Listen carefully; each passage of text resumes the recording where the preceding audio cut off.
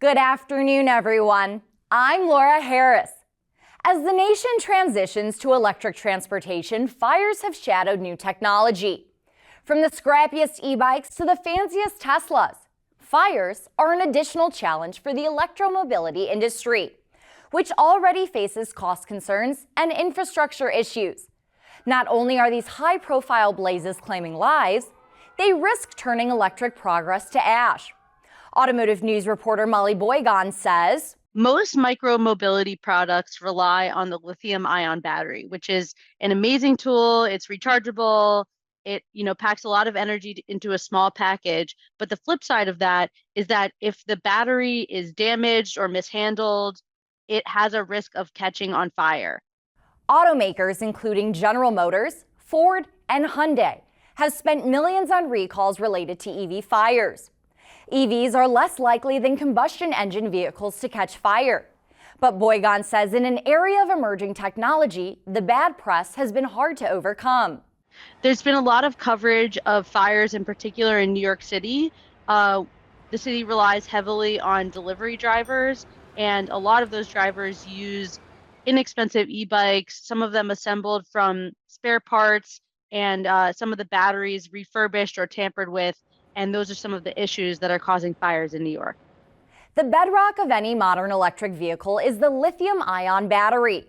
It uses the movement of lithium ions across the battery system to charge and discharge the battery. This process naturally creates a small amount of heat. But damaged or defective batteries can result in an uncontrolled and self-sustaining increase of the temperature.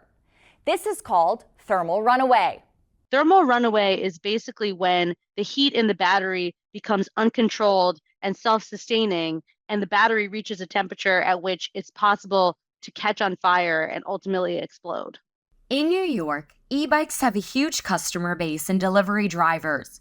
According to co-founder of the Light Electric Vehicle Association, the average price of an electric bike in the U.S. is $1,800. But importers can bring in less expensive bikes that cost about $650. But importers bringing in those inexpensive bikes take advantage of a customs rule. They're also able to take advantage of a rule called the de minimis level. Under $800 in the US, imports do not have to pay duties. So bikes that are cheaper than $800 are able to avoid those fees. Micromobility products such as e-bikes are regulated by the Consumer Product Safety Commission, which also governs standards for bicycles. But the Commission can only urge compliance with voluntary standards. And now, with the increase of fires, the Commission recently had a hearing. The Consumer Product Safety Commission held a forum with experts who talked about lithium-ion battery safety and the need for basically stricter regulations governing those batteries. Thanks, Molly, for taking the time to speak with us. To read more on our story, go to autonews.com. Well, that's all we have for today. Thanks so much for watching, everyone.